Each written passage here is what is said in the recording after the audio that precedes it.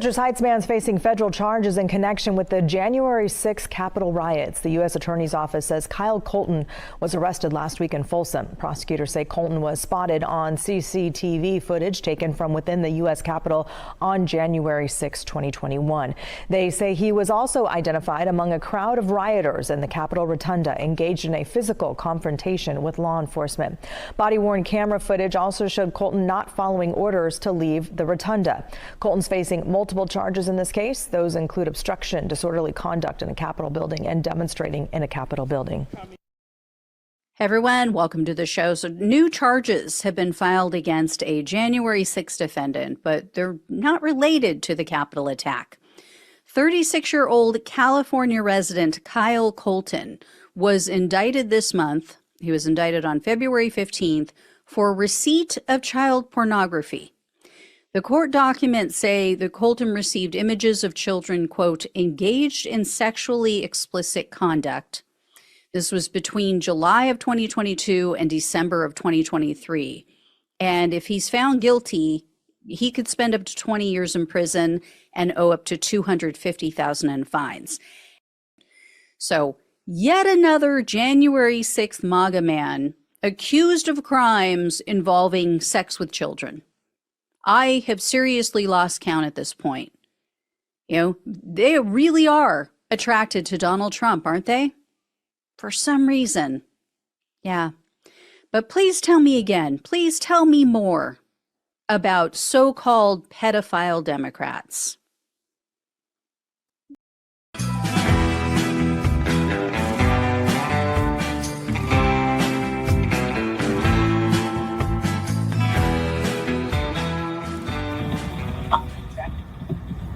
All right, hey, this is Sean McHugh. Can you guys hear me? Yes. Hey, Sean. Hey, Sean. Found guilty of assaulting officers during the January 6 U.S. Capitol attack. The U.S. Attorney's Office in D.C. says 35-year-old Sean Michael McHugh was on the Lower West Terrace of the Capitol during the 2021 attack. He was caught on video discharging a can of bear spray into a line of U.S. Capitol police officers. McHugh was also found pushing a large metal sign into the line of officers while yelling at them with a megaphone. He will be sentenced in September. Prayer for Our Nation, hosted by Sean McHugh. They wanted it to be a very religious event, and Sean McHugh was doing the prayer. And if you look, it even says, J6 Thanksgiving prayer call, put on the armor of God, 4 p.m. EST Thanksgiving Day. Together we make a stand through Jesus. Some pro-J6 accounts on Twitter think his sentencing won't go poorly. Well, if they bring up his past, which involves a crime against a child, I don't see that being the case.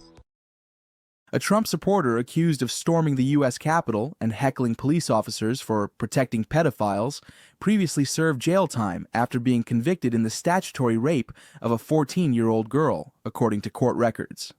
Sean McHugh was convicted in 2010 on a state charge of unlawful sex with a minor, according to California court records. McHugh was sentenced to 240 days in jail.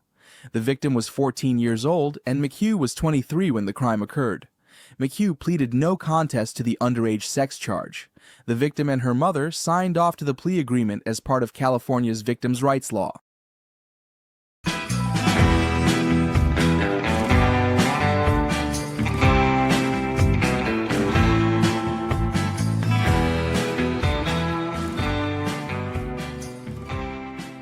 New tonight, a Mint Hill man first arrested on charges related to the riots at the Capitol on January 6th is back behind bars. He's now accused of making child porn. It's a story we first broke this afternoon on WBTV.com. David Daniel was arrested a second time in September. The FBI says it found pictures of an underage girl partially naked on the cell phone they seized from him during his first arrest. An FBI agent investigating the case said in a court document that Daniel was also being investigated by Mint Hill Police and the Forsyth County Sheriff's Office in Winston-Salem after reports he engaged in sexual activity with two prepubescent girls.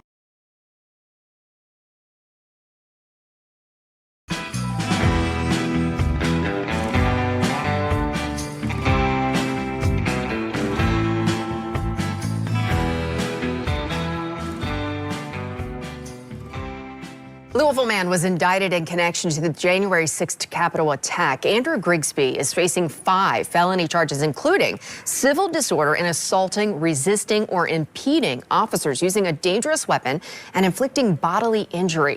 Federal prosecutors say he sprayed officers with bear spray as he tried to breach a police line into the Capitol.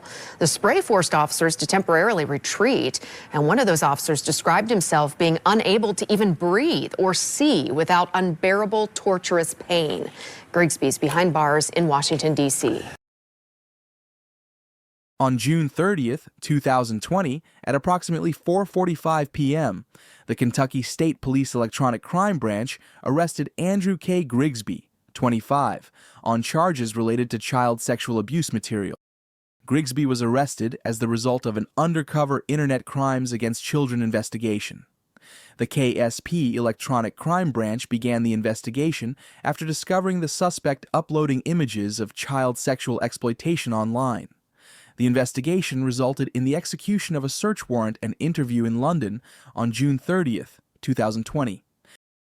Equipment used to facilitate the crime was seized and taken to KSP's forensic laboratory for examination. The investigation is ongoing. Grigsby is currently charged with 12 counts of possessing or viewing matter portraying a sexual performance by a minor. Grigsby was lodged in the Laurel County Correctional Center.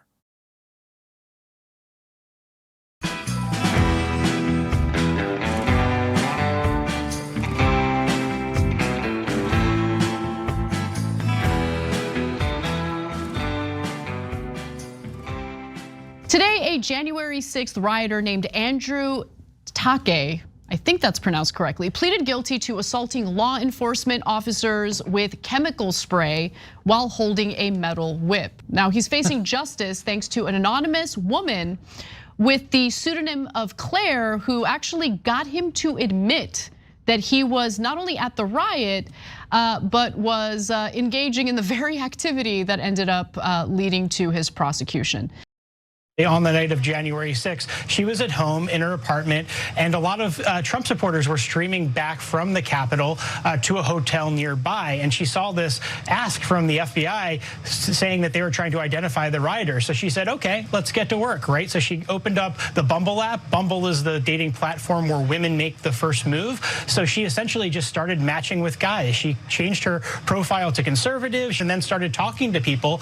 3 people she got to admit that they were near the Capitol on January 6th, and she actually got this one individual, Andrew Taake, to admit that he was on the front lines, and she turned that information into the FBI. And then a few months later, she got a call from from an FBI agent in the Houston area who was working on this case. Ended up that this Andrew individual was someone who had attacked officers. You can see it there in the photo.